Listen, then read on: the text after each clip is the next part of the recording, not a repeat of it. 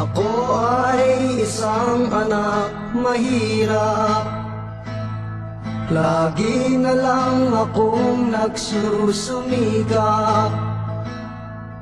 Ang buhay ko'y walang sigla, puro na lang dusa. Paano na ngayon ang buhay ko?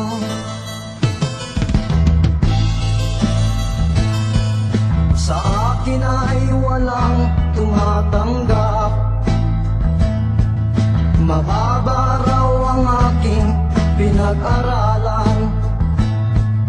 Grade 1 lang ang inabot ko, no read, no write.